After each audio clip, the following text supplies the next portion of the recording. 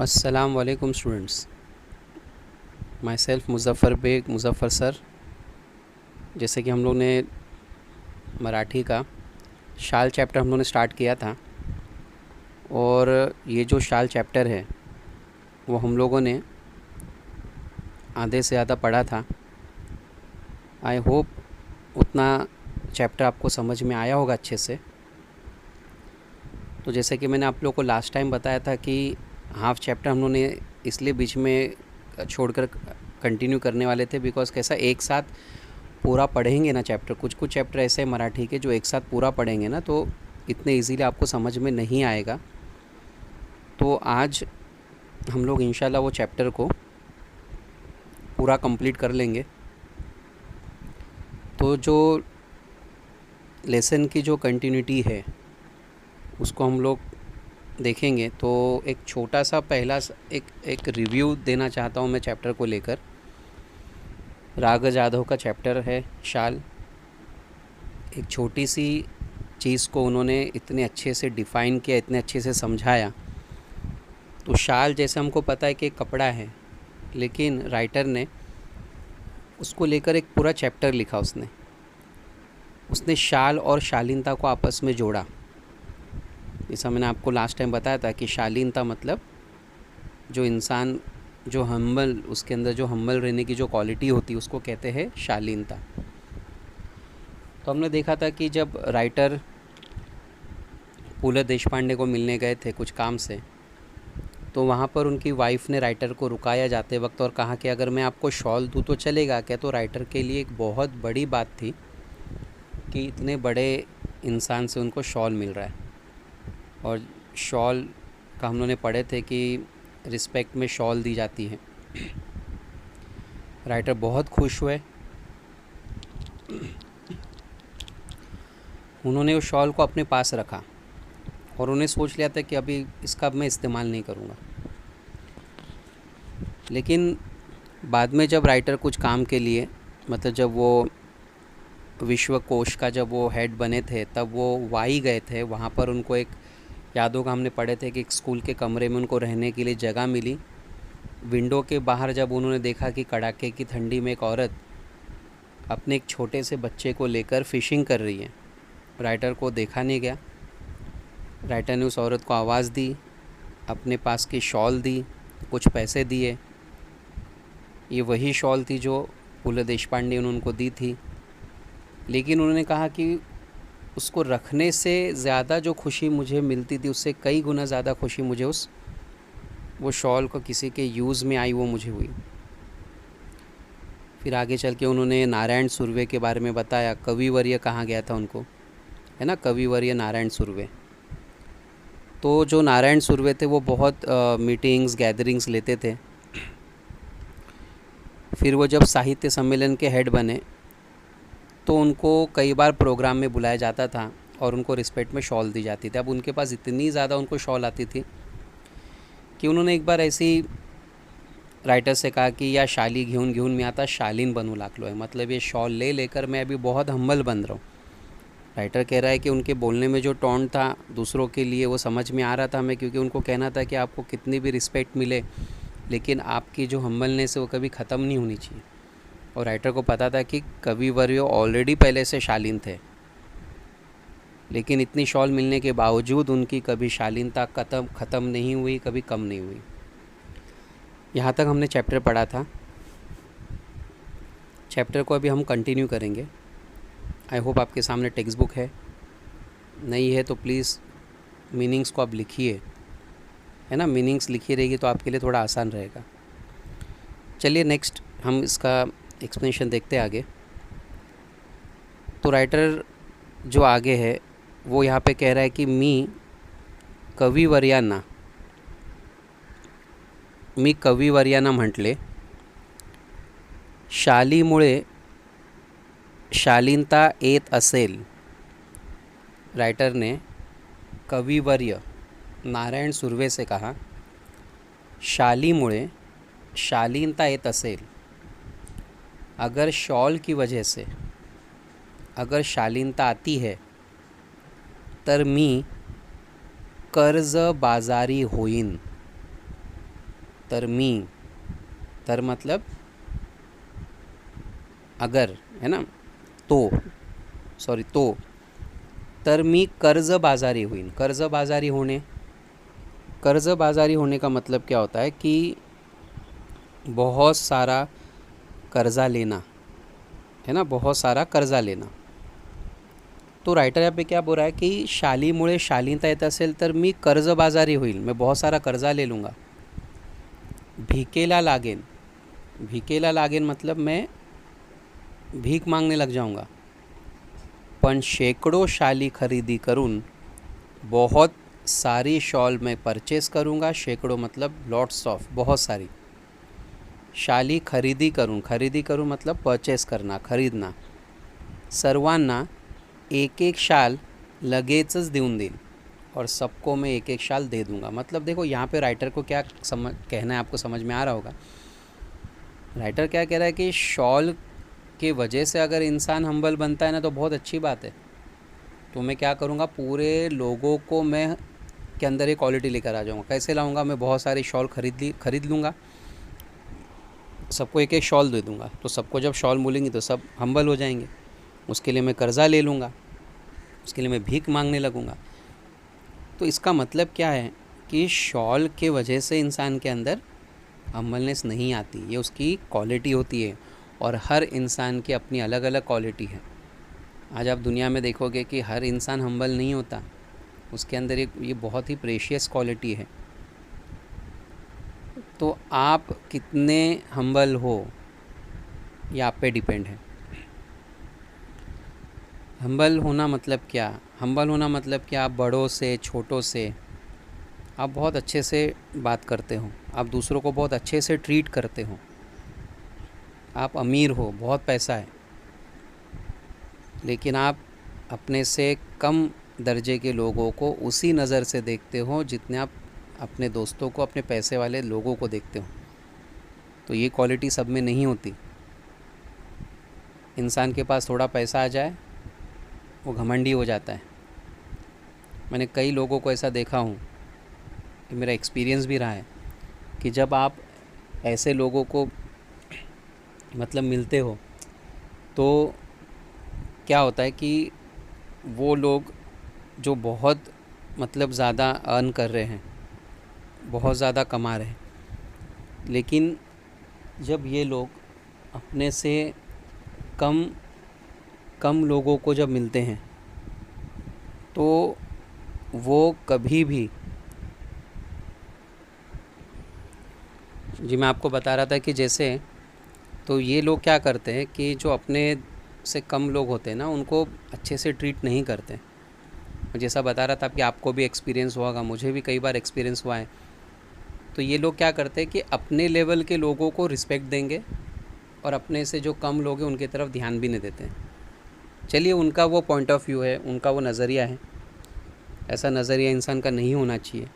ये चैप्टर में यही बताया गया है कि आपको शालीन होना चाहिए, आपको बहुत हम्बल होना चाहिए. बहुत प्रेशियस क्वालिटी हर किसी को मिलने भी नहीं वाली है. हम अगर हमारे पास वो क्वालिटी तो हम बहुत लकी हैं. तो राइटर ने कहा कि मैं सबको शॉल बांट सकता हूँ, सबको शॉल दे दूँगा अगर ऐसा है तो. यावर तो शालीन कवी मनापासून हंसला. अब ये सुनकर वो जो शालीन कवि था, शालीन कवि किसको कहा गया है, नारायण सुर्वे को, मनापासून हंसला. उन्होंने बहुत ही, बोलते ना, वो दिल से मतलब वो हंसने लगे, मतलब उनको बहुत अच्छी बात लगी राइटर की. उनको पता था कि राइटर ने भी बहुत बड़ी बात बोला है कि शॉल से जो ना शालीनता नहीं आती, वो क्वालिटी है. नेक्स्ट लाइन देखते हैं हम लोग, नेक्स्ट पैराग्राफ की. शालीमुळे शालीनता येते की जाते. अब राइटर के सामने क्वेश्चन आया कि शालीमुळे, बिकॉज ऑफ शॉल, शालीनता येते, मतलब जो क्वालिटी है शालीनता की वो आती है की जाते, की जाती है. या प्रश्नाचे माझे उत्तर जाते असे आहे. राइटर कह रहा है कि इसका अगर आंसर मुझे कोई पूछेगा तो इसका आंसर मैं दूंगा जाती है. मतलब शॉल लेते रहो आप, तो जो शालीनता है ना वो रहेगी नहीं, आपकी ख़त्म हो जाएगी. मतलब क्या, आपकी क्वालिटी ख़त्म हो जाएगी, आपके अंदर घमंड आ जाएगा, क्योंकि ऑब्वियस ना, आपको इतने बड़े प्रोग्राम में बुलाया जा रहा है। आप किसी स्टेज पे चले जाओ, एक बार आपको डर लगेगा, दूसरी बार जाओ, तीसरी बार जाओ, आपको रिस्पेक्ट दी जाएगी, धीरे धीरे आपके अंदर एक प्राउड आने लगेगा। तो राइटर कहता है कि भाई ये शॉल लेते लेते शालीनता ख़त्म हो जाती इंसान की। सन्मान करण्याच्या रूपाने, सन्मान, रिस्पेक्ट करण्याच्या रूपाने आपण खरे तर एक शालीन जग, एक शालीन जग, मतलब ये जो एक दुनिया है जिसके अंदर हम्बलनेस है, गमाऊन बसण्याचा धोका है। तो ऐसी दुनिया को खो देने का बहुत बड़ा रिस्क है। धोखा मतलब रिस्क, यानी रिस्पेक्ट लेते लेते आप अपनी शालीनता खो दोगे, बहुत बड़ा धोखा है ये। तो ये बहुत बड़ी बात भी होती है कि आपको इज़्ज़त दी जा रही है, आपको बुलाया जा रहा है। देखो कितनी बड़ी बात बोल रहा राइटर कि इज़्ज़त ले, जब आपको ऐसे रिस्पेक्ट मिलेगी ना, तो धीरे धीरे आपकी जो शालीनता है ना वो ख़त्म हो जाएगी। बहुत बड़ा धोखा है ये। तो ये बड़ा बनना, रिस्पेक्ट लोगों की मिलना, ये भी बहुत बड़ी बात है। इसे मेंटेन करना बहुत बड़ी बात है। अभी राइटर ने नेक्स्ट पैराग्राफ में अपना एक एक्सपीरियंस यहाँ पे और शेयर किया है। मी 2004 साली, 2004 इस साल में मराठी साहित्य संमेलनाचा, मराठी साहित्य संमेलन बिनविरोध अध्यक्ष झालो। बिनविरोध मतलब बिना किसी अपोज के, किसी ने राइटर के ख़िलाफ़ वोटिंग नहीं दी, सबने उसके फेवर में वोट दिया और उसको हेड बनाया। 2004 में राइटर मराठी साहित्य सम्मेलन का हेड बना। तत्कालीन और रिसेंट 1-2 वर्षात माझ्यावर शालीचा वर्षाव झाला। देखो राइटर के साथ भी वही हुआ, वही शुरू हुआ जो कविवर्य नारायण सुर्वे के साथ होता था। 1-2 वर्षात, 1-2 साल ही गुजरे थे, माझ्यावर शालीचा वर्षाव झाला। शालीचा वर्षाव मतलब पहले मैं बता चुका हूँ कि शॉल की बारिश होना, मतलब बहुत ज़्यादा उसको शॉल मिलने लगे। तो तत्कालीन है ना, उसी टाइम में 1-2 साल ही गुजरे थे, तो उसके ऊपर बहुत सारी शॉल उसको मिलने लगी। पहले राइटर को एक शॉल मिली थी नारायण सुर्वे से, वो बहुत ही खुश हो गया था। अब तो उसको शॉल पे शॉल मिलती जा रही है, क्योंकि वो उस डिपार्टमेंट का हेड बना था। एवढ्या शाली जमत गेल्या, इतनी ज़्यादा शॉल जमा होती गई की माझ्या 8 बाय 6च्या खोलीत, 8 बाय 6, 8 बाय 6 खोलीत, रूम में, छोटे से कमरे में त्यांना ठेवणे शक्य नव्हते। मतलब अब राइटर का जो कमरा था वो बहुत छोटा था, उस कमरे में इतनी ज़्यादा शॉल रखना राइटर के लिए अब इम्पॉसिबल हो गया। कमरा छोटा था, शॉल बहुत आने लगी, अब उसको रखना इम्पॉसिबल हो गया। मग मी सगळ्या शालीचे गाठोडे बांधून, गोठोड़े मतलब जैसा हम लोग नॉर्मली हमारे कपबोर्ड में देखो बहुत कम होता है कि हम लोग अच्छे से कपड़ों को तय करके रखते हैं, लेकिन नॉर्मली मैं देखता हूँ कि ज़्यादातर घर में ओढ़नी का, कपड़े का एक बहुत बड़ा गठोड़ा होता है, उसमें अंदर कपड़े डाल के उसको बांध के रख देते हैं। तो राइटर क्या हो रहा है कि सगळ्या शालीचे गाठोडे बांधून ते निकटवर्ती मित्राकडे ठेवले। निकटवर्ती मित्र मतलब क्लोज फ्रेंड, मीनिंग्स पे ध्यान दीजिएगा आप लोग। तो राइटर ने उसका एक गठोड़ा बांधा, बंडल बनाया, है ना। गठोड़े का आप लोग मतलब लिख सकते हो बंडल। तो राइटर ने उसका एक बंडल बनाया और एक अपने क्लोज फ्रेंड के पास रख दिया, क्योंकि उसके पास घर में जगह नहीं थी।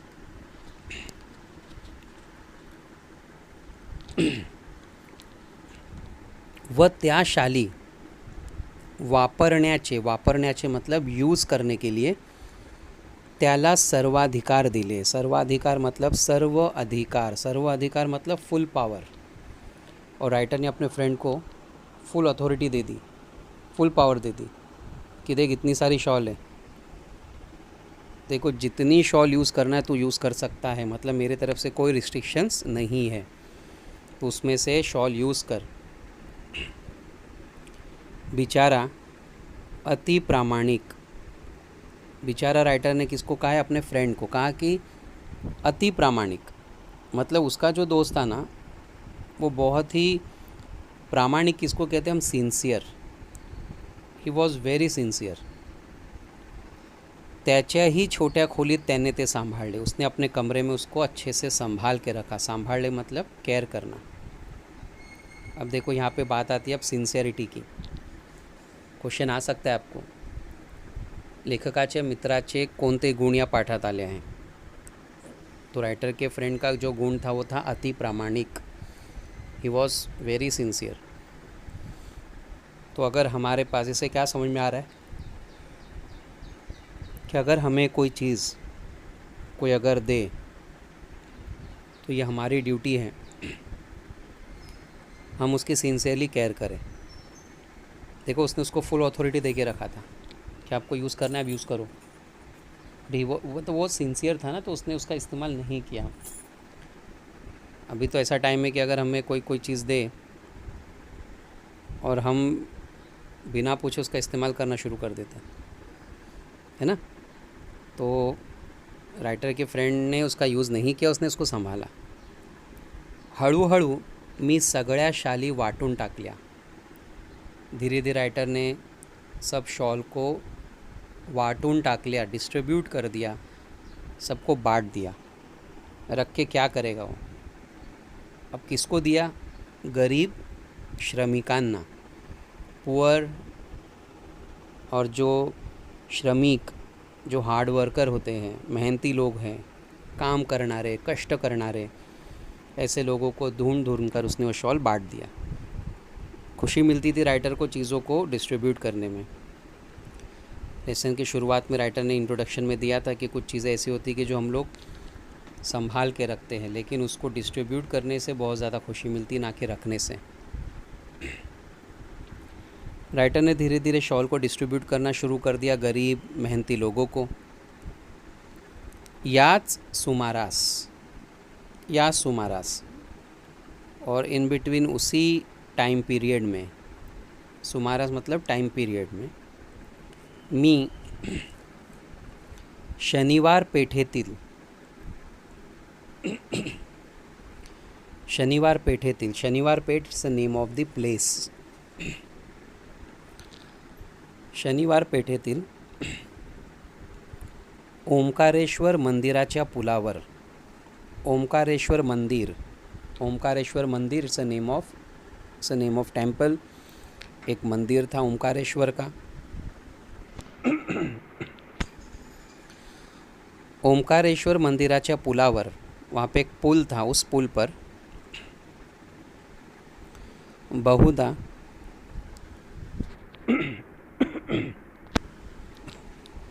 बहुधा मीन्स जैसा हम कहते हैं ना, बहुतेक करून, मोस्ट प्रोबेबली, बहुधा मोस्ट प्रोबेबली, ज़्यादातर, रोज़ संध्याकाळी जात असे. रोज़ संध्याकाळी, डेली इवनिंग टाइम में. तो राइटर रोज़ इवनिंग में ओमकारेश्वर मंदिर के पास जो पुल था उस पुल पर वो जाता था. तेथिल कट्ट्यावर, कट्टा का मतलब क्या होता है? कट्टा मतलब वो बंदूक वाला कट्टा नहीं. तेथिल कट्ट्यावर दगडांचा चौकोनी ओटा जो बना होता है ना, रेस्ड प्लेटफॉर्म ऑफ स्टोन से बना हुआ एक प्लेटफॉर्म टाइप होता है, बैठने की एक जगह होती है, उसको कहते हैं कट्टा. घरों के सामने नॉर्मल ऐसे बनाए जाते हैं. तेथिल कट्ट्यावर बसने मला आवडे. और राइटर को वहाँ के कट्टे पर बैठना बहुत अच्छा लगता था, उसका रूटीन था. एक दिवस काय घडले, एक दिन क्या हुआ की कडक थंडीच्या दिवसात, राइटर ने देखा कि कडक ठंडीच्या दिवसात, विंटर सीज़न था, बहुत ठंडी थी. एक म्हातारा, एक म्हातारा, म्हातारा मतलब वृद्ध, वय झालेला माणूस, जिसको हम कहते हैं एज्ड, AGED, एज्ड पर्सन। तो एक बूढ़ा आदमी, अशक्त, वीक, तब हेल्थ में वो बहुत वीक लग रहा था। भिक्षेकरी, भिक्षेकरी भीख मागणारा, अ बेगर। कट्ट्याला लागून, उसी कट्टे को लगकर, चिरगुटे टाकून, चिरगुटे, चिरगुटे क्या होता है? जो फटे पुराने जो कपड़े होते हैं, फटे पुराने कपड़े, टुकड़े, कपड़े के एकदम पुराना टुकड़ा। वह पांघरूण, पांघरूण का मतलब होता है अपने आप को कवर करना, यानी जैसा कि हम लोग सोते हैं ना, तो हम लोग जो हमारा जो ब्लैंकेट होता है ना, वो ब्लैंकेट को हम अपने ऊपर कवर करते हैं।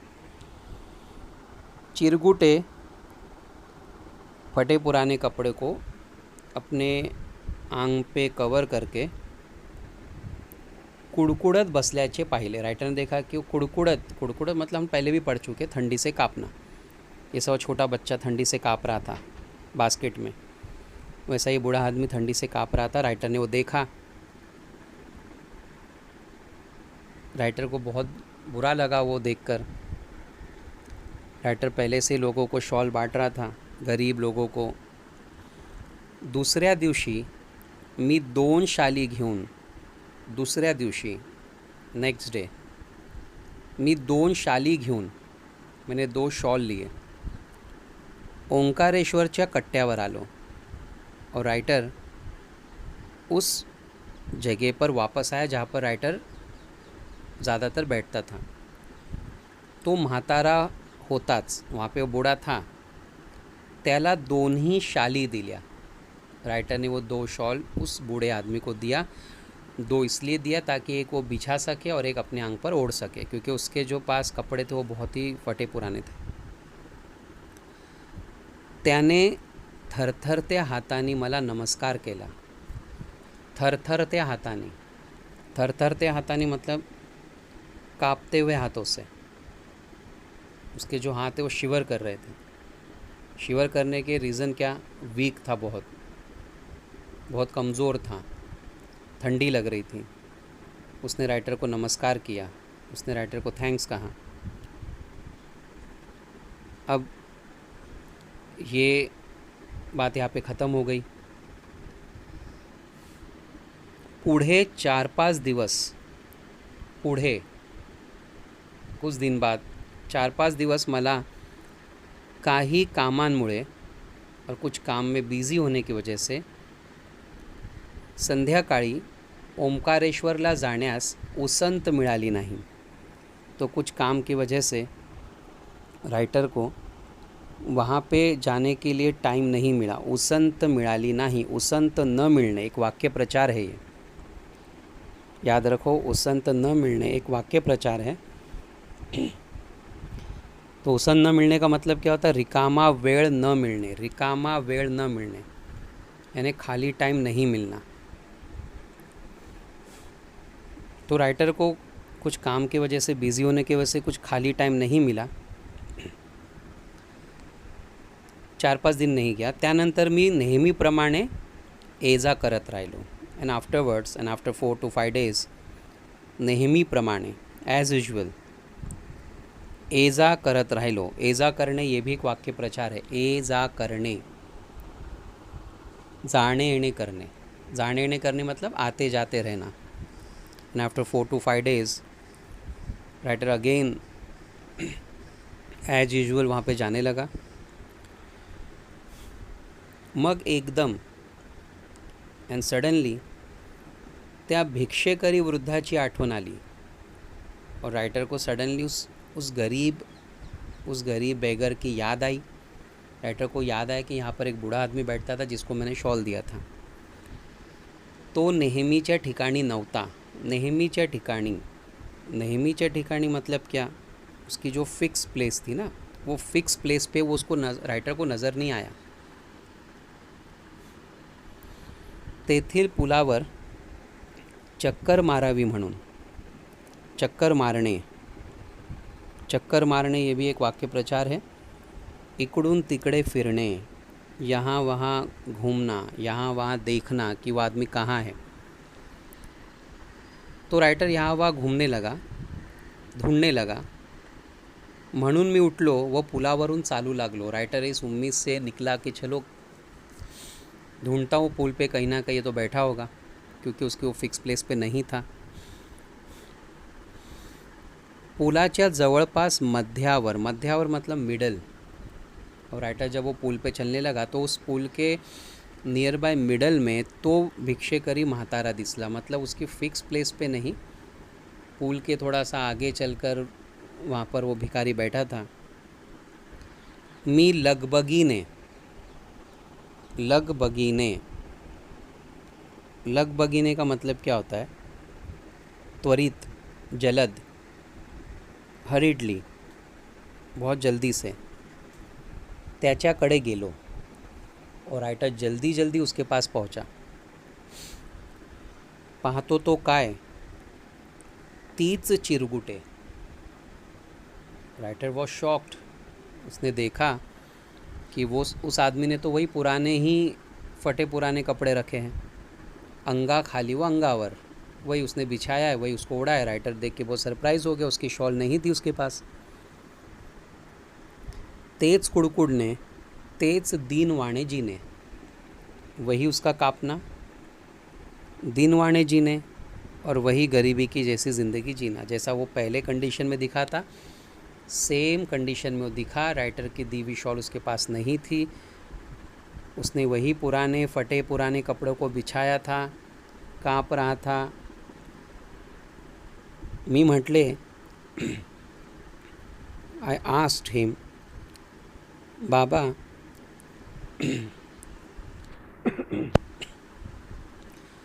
तुम्ही मला ओळखले? राइटर ने पूछा, बाबा क्या आपने मुझे पहचाना?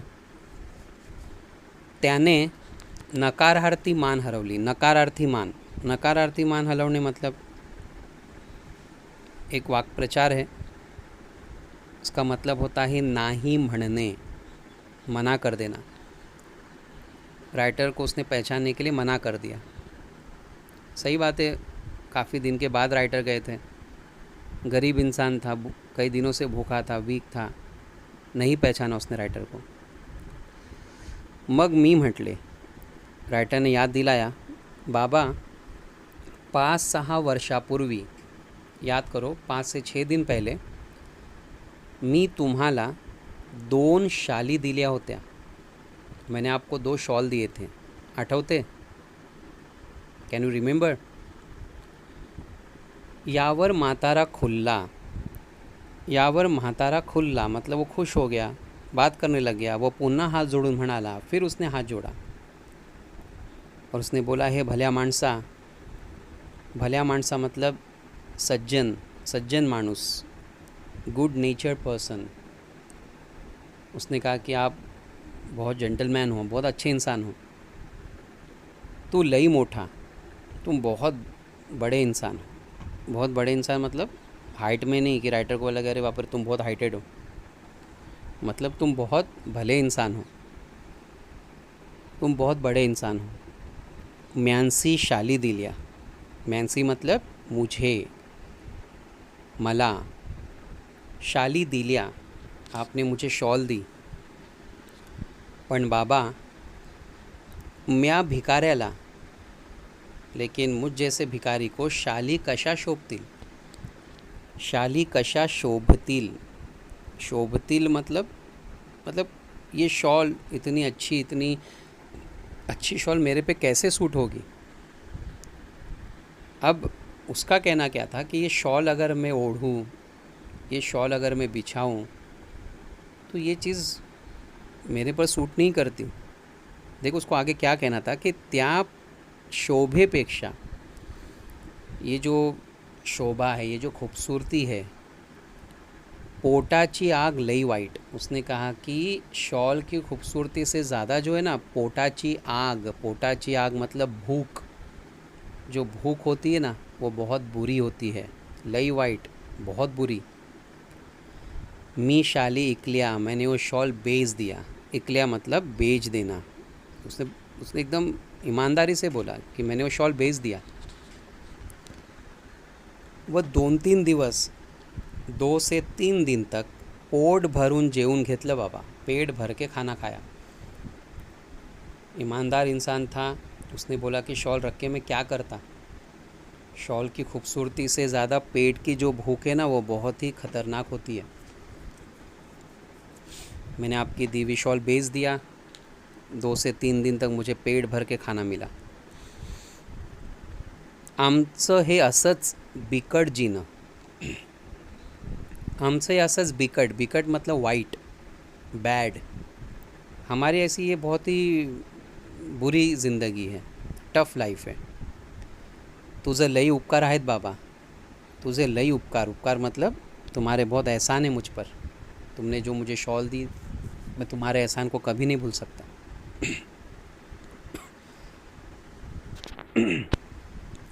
शालीची शोभा, शॉल की खूबसूरती, आणि ऊब, और उससे जो हमें गर्मी मिलती है, शॉल ओढ़ने से हमें गर्मी मिलती है। पोटाची आग आणि अन्नाची ऊब, पेट की गर्मी या पेट की भूख, जब पेट में भूख हो और अनाज मिले तो उसकी जो ऊब है, उसकी जो गर्मी है, इसको उसने कंपेयर किया। बहुत बड़ी स्टेटमेंट कहा कि उस मतलब राइटर सोच रहा है कि शालीची शोभ आणि ऊब, पोटाची आग आणि अन्नाची ऊब, बहुत फ़र्क है। यानी शॉल से हमें जो गर्मी मिलती है वो हमें ठंडी से बचाती है, लेकिन पेट की जो भूख होती है ना वो सिर्फ अनाज ही पूरा कर सकता है। भूकेल्यास अन्न द्यावे, भूकेल्यास किसी भूखे इंसान को अन्न द्यावे, अन्न, फूड, खाना, अनाज, द्यावे देना चाहिए। तहानलेल्यास पाणी द्यावे, तहानलेला थर्स्टी पर्सन, बहुत समझो कोई इंसान बहुत प्यासा है, पाणी द्यावे, उसे पानी पिलाना। आणि हेही जमले नाही, और अगर ये भी पॉसिबल नहीं है तर अभाग्यांना, अभागी, गरीब, दीन, लाचार, unlucky peoples, those people who are thought, मतलब वो think that we are unlucky, मतलब हम बहुत अनलकी है, ऐसे इंसान को सन्मानाच्या शाली तरी द्यावात। उन्हें रिस्पेक्ट में हमें शॉल तो कम से कम देनी चाहिए। तो राइटर ने फाइनली हमें क्या बताया कि भूखे को खाना दो, बहुत दुआ मिलेगी। प्यासे को पानी मिलाओ, बहुत दुआ मिलेगी।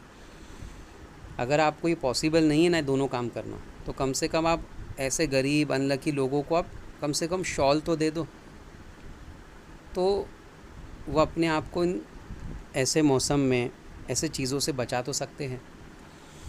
फाइनली राइटर को ये बताना है कि हमें मदद करना है लोगों की। हम पैसों से नहीं कर सकते, तो अगर हमारे पास कोई चीज़ें ऐसी है, अनवांटेड थिंग्स है, एक्स्ट्रा है, तो हम वो कम से कम डिस्ट्रीब्यूट कर सकते हैं। ये चैप्टर में हमें ये सीखने मिला कि चीज़ों को रखो मत, जमा मत करो, डिस्ट्रीब्यूट करो, गरीबों को दो। देने से चीज़ें और बढ़ती है, इससे बहुत सवाब मिलता है। तो हमारे पास स्टूडेंट्स, अगर आपके पास पुराने कोई खिलौने रखे हैं, कोई टॉय है, तो किसी गरीब बच्चे को रास्ते पे देखो तो वो दो, और देखो फिर इंशाल्लाह उससे जो तुम्हें खुशी मिलेगी ना, अनकम्पेरेबल, आप उसको कंपेयर ही नहीं कर पाओगे। ट्राई करो एक बार,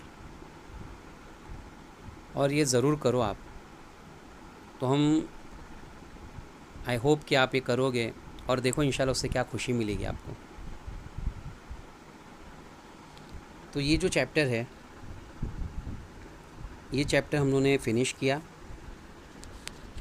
आई होप आपको चैप्टर समझा होगा अच्छे से। अभी थोड़ा सा हम लोग इसकी कृति देख लेते हैं, टेक्स्चुअल कृति सॉल्व करते हैं। पहिला आहे कृती में उत्तरे लिहा। पु ल व सुनीताबाई यांनी दिलेल्या शालीचं, पु ल देशपांडे और सुनीताबाई ने जो शॉल दिए थे राइटर को, या पाठात केलेला उल्लेख, इस चैप्टर में ना राइटर ने उसको क्या नाम दिया। समझ में आ रहा होगा आपको क्वेश्चन, और आई होप आपको उसका आंसर भी समझ में आ रहा होगा। इजी है कि पु ल देशपांडे और सुनीताबाई देशपांडे ने जो उनको शॉल दी थी ना, तो राइटर ने ना उस शॉल को क्या नाम दिया। राइटर ने क्या कहा उसको मालूम है? देखो मैंने हाईलाइट किया हूँ, पुलकित शाल। राइटर ने उसको नाम क्या दिया? पुलकित शाल। ठीक है, समझ में आया आप लोग को? तो राइटर ने उसको पुलकित शाल नाम दिया। ओके, आगे देखते हैं हम लोग।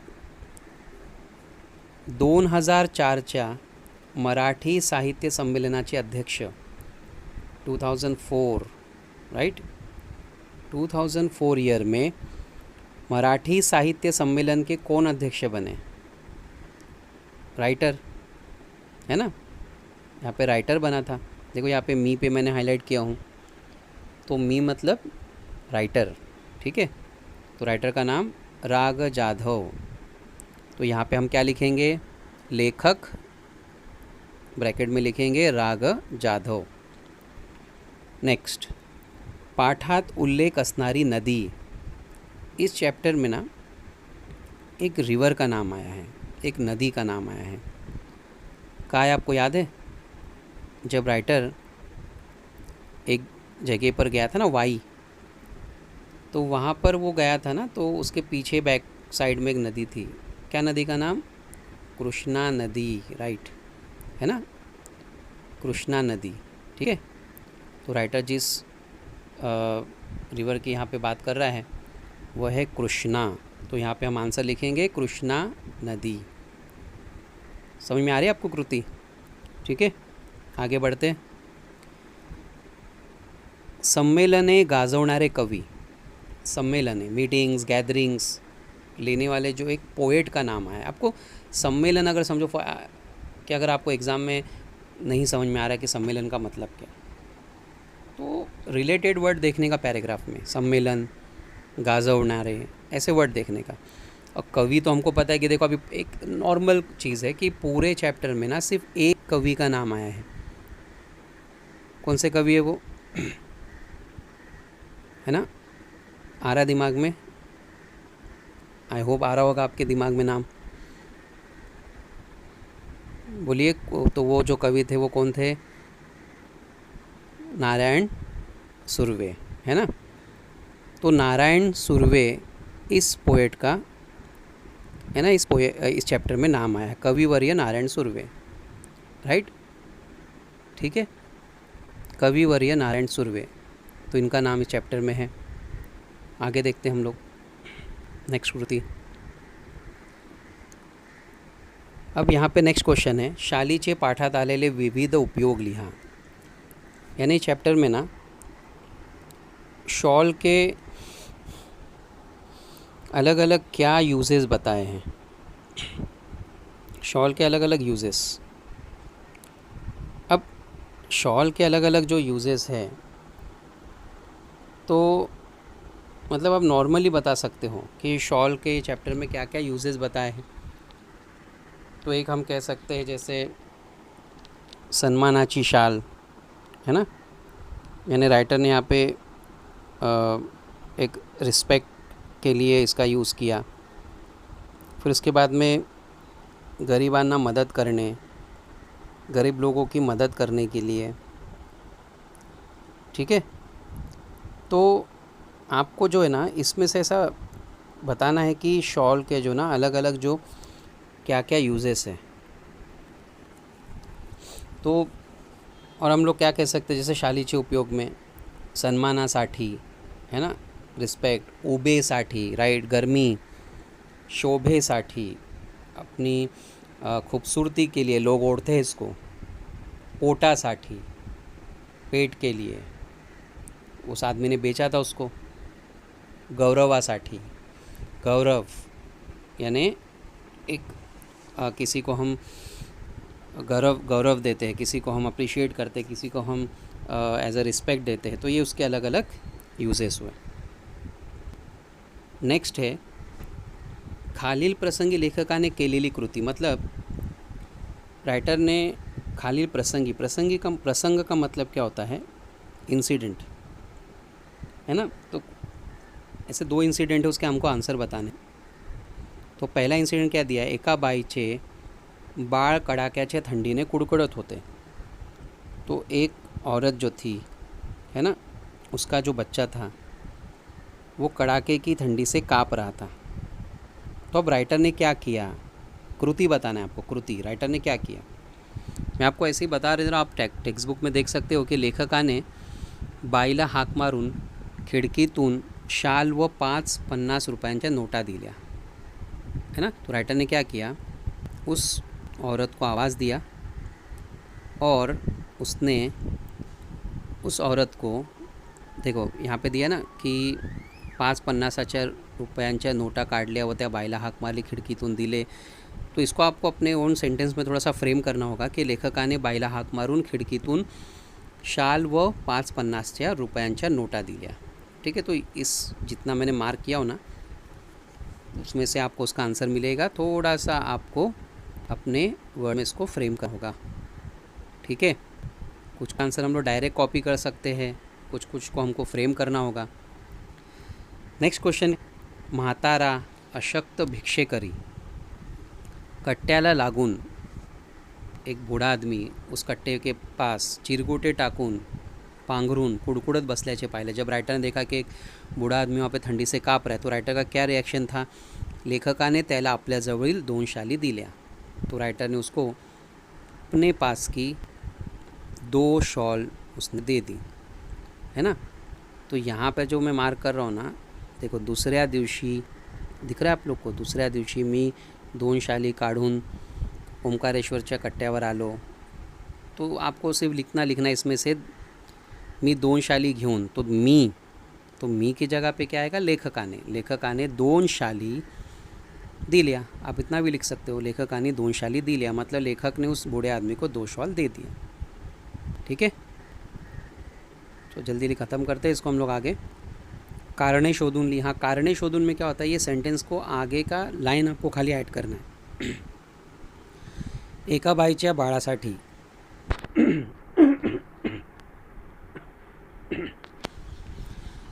उस लेडी के एक छोटे बच्चे के लिए शाल दिलेच्या घटनेची, वो शॉल देने के बाद जो राइटर को खुशी मिली, पुलकी शालेच्या पेक्षा जास्त होती, उस शॉल से ज़्यादा थी. कारण, तो कारण में कैसा होता है ना कि अब इसको आपको सेंटेंस फ्रेम करना होगा की त्यामागे लेखकाची माणुसकीची भावना होती. राइटर की ह्यूमैनिटी बताया गया है ना. ये आपको अपने चैप्टर को समझने के बाद लिखना होता. नहीं अगर आएगा तो आप इसको डायरेक्ट याद भी कर सकते हो. Next question. शालीच्या वर्षावामुळे नारायण सुर्वे यांची शालीनता हरवली नहीं. शॉल ले लेकर ऐसा नहीं हुआ कि नारायण सुर्वे इनकी शालीनता ख़त्म हो गई. क्यों? ते स्वभावता शालीन होते, क्योंकि वो बेसिकली पहले से ही शाली है. इसका आंसर है इसमें. देखो, तो बेसिकली वो पहले से ही शालीन थे. अभी सुर्वे मुळातच शालीन है ना. तो मुळातच शालीन मतलब वो ऑलरेडी शालीन थे. तो यहाँ पे आपको क्या लिखना है? नारायण सुर्वे स्वभावताच शालीन होते. Next question. लेखकाच्या मते शालीमुळे शालीनता जाते. राइटर के हिसाब से शॉल के वजह से शालीनता जाती है. क्यों राइटर ऐसा सोच रहा है? क्योंकि सन्मानाच्या रूपाने आपण एक जग गमावून बसण्याचा धोका असतो. देखो ये सेम सेंटेंस है. शालीनता क्यों जाती है? क्योंकि शॉल की वजह से ना हम लोग एक शालीन जग खोने का हमें डर होता है. देखो, सन्मान करण्याच्या रूपाने, ये जो लाइन है, सन्मान करण्याच्या रूपाने, है ना, पण एक खरे तर एक शालीन जग गमावून बसण्याचा धोका असतो. यहाँ तक ये लाइन है आंसर में. ठीक है, देखते हैं हम लोग. आकृती पूर्ण करा. लेखकाची भूषवलेली पदे. रायटरने अपनी ज़िंदगी में 2 इम्पॉर्टेंट उनको हम कह सकते हैं पद, पोस्ट मिली. एक विश्वकोशाचे अध्यक्ष है ना, एक में आप लिखोगे विश्वकोश के वो हेड बने, और दूसरा 2004च्या साली मराठी संमेलनाचे अध्यक्ष. तो 2 बार वो अध्यक्ष बने ना, एक विश्वकोश के और 2004 ईयर में मराठी साहित्य सम्मेलन के. समझ में आ रहे हैं ना आप लोग को? आंसर आसान है. चॅप्टर अगर अच्छे से ध्यान दोगे आपको सब इजी समझेगा. अब खालील वाक्यातील कृतीतून लेखकाचे गुण, राइटर की क्वालिटी बताना है. ये आपको चैप्टर में नहीं मिलेगा, ये आपको ओन से लिखना है. बाईला हाक मारून खिडकीतून शाल व नोटा दिल्या. राइटर ने एक औरत को आवाज़ दी, शॉल और कुछ पैसे दिए. इससे क्या राइटर की क्वालिटी समझ में आती है? माणुसकी, माणुसकी, ह्यूमैनिटी, इंसानियत की क्वालिटी. नेक्स्ट, खरे तर खरीखुरी शालीनता शाली विलान शोभते. राइटर का मानना था कि शॉल के बगैर हमारी शालीनता दिखती है.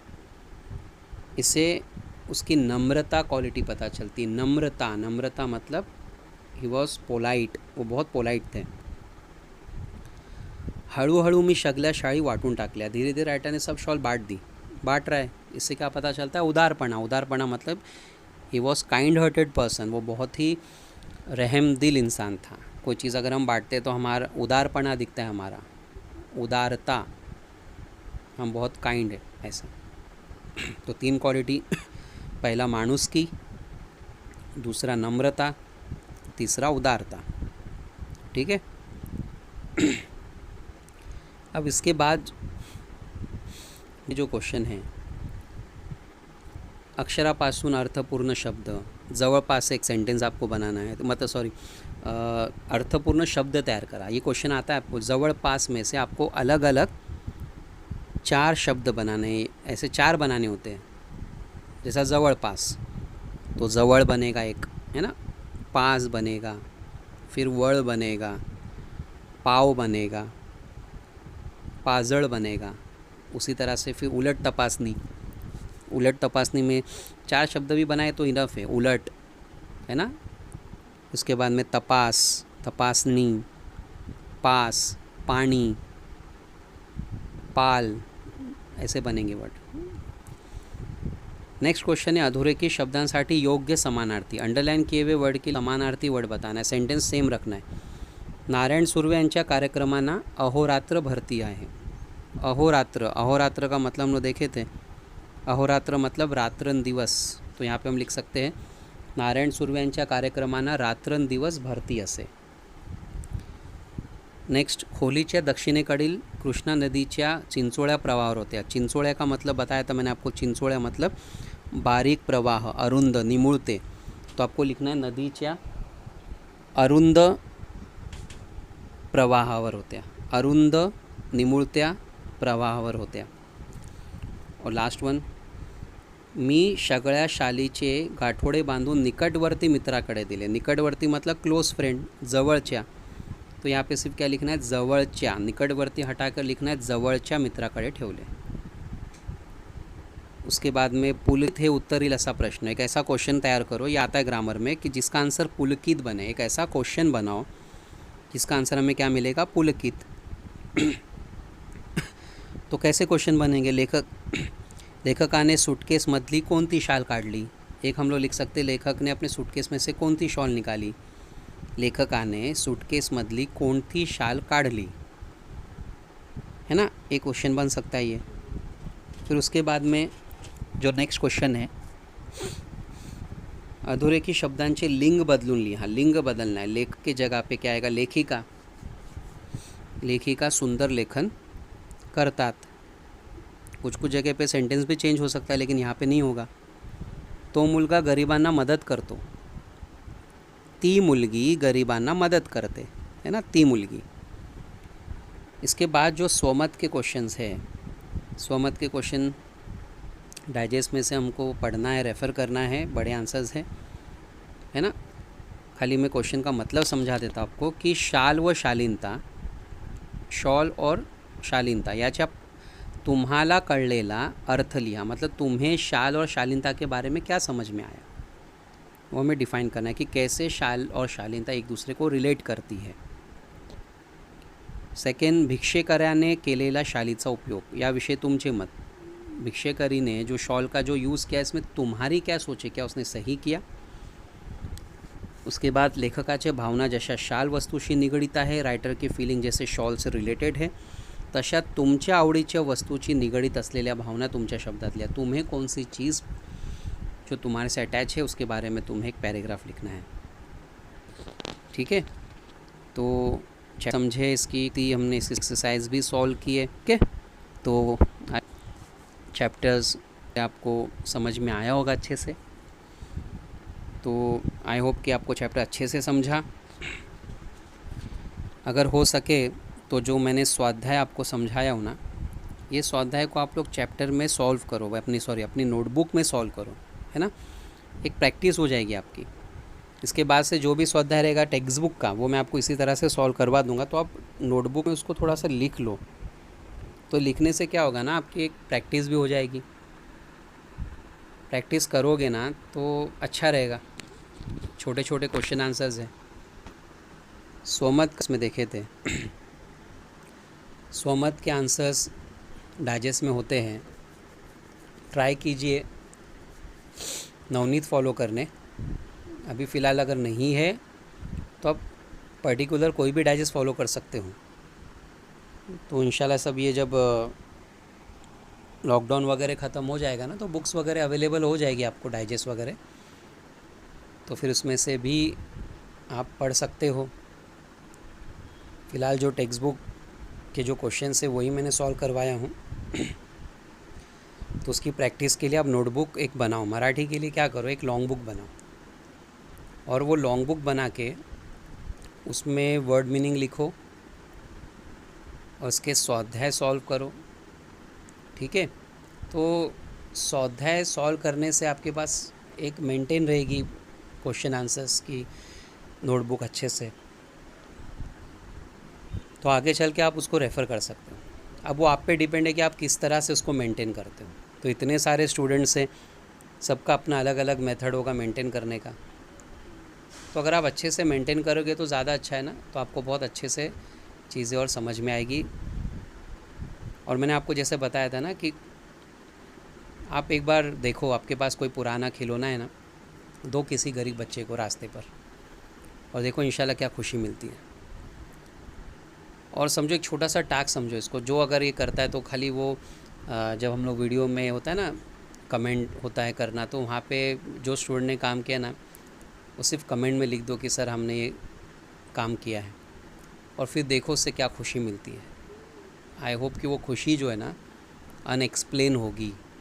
अब एक बार ट्राई करके देखो. ठीक है, कोई भी चीज़ ऐसी है जो किसी बच्चे के काम आए तो आप देख के देखो, इंशाल्लाह बहुत खुशी मिलेगी. तो ठीक है, आज के लिए इतना ही, और उम्मीद करते हैं कि लॉकडाउन जल्दी ख़त्म हो जाए. अपना ध्यान दीजिए, अपने घर वालों का केयर कीजिए. बाय, टेक केयर, अल्लाह हाफिज़.